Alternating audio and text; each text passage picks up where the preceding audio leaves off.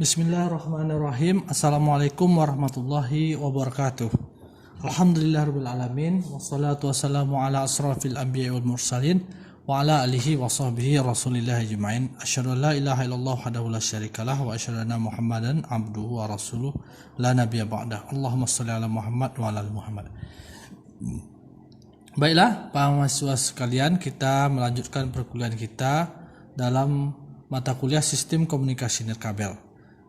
Pada pertemuan yang lalu, kita telah mempelajari pendahuluan ataupun pengenalan terhadap sistem komunikasi nirkabel, sejarahnya, pengertiannya, serta beberapa term atau beberapa istilah yang biasa digunakan dan harus kita pahami sebelum kita mempelajari mata kuliah sistem komunikasi nirkabel. Nah, sekarang pada minggu ini atau pada pertemuan kali ini kita akan memasuki materi tentang salah satu dari aplikasi sistem komunikasi nirkabel yang paling tren pada saat ini, yaitu sistem komunikasi seluler. Nah, apa itu sistem komunikasi seluler?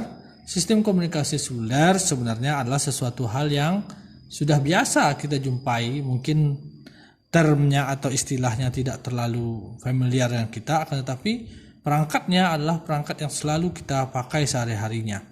Nah, sistem seluler ini biasanya kita sebut juga dengan menggunakan perangkat handphone, ya, perangkat yang selalu kita bawa, selalu kita pakai dari berbagai kalangan masyarakat dan lapisan masyarakat. Nah, apa itu sistem komunikasi seluler atau konsep sistem seluler?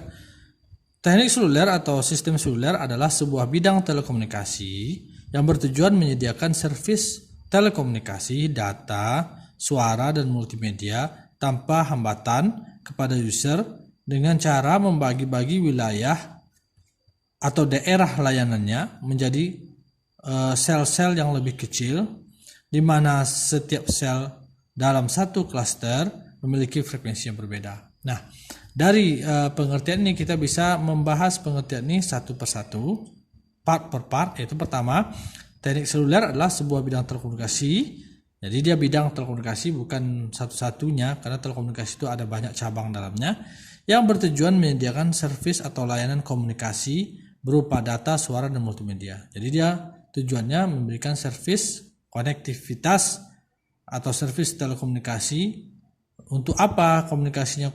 Komunikasi apa? Komunikasi data, seperti misalnya SMS, ya, suara, yaitu misalnya kita menelepon langsung, kemudian juga multimedia. Multimedia ini sebenarnya segala media, baik itu berupa gambar, berupa video, dan suara juga. Nah, multimedianya artinya dengan menggunakan teknik seluler ini dia juga harus bisa melayani komunikasi gambar dan video, di mana pada generasi keempat sampai generasi keempat dan menuju generasi kelima ini sudah sangat dimungkinkan untuk melakukan komunikasi secara multimedia atau video dan gambar melalui video call dan berbagai fasilitas lainnya.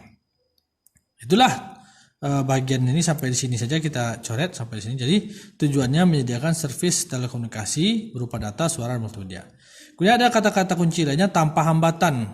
Tanpa hambatan itu artinya komunikasi itu bisa berjalan secara baik, tidak putus-putus.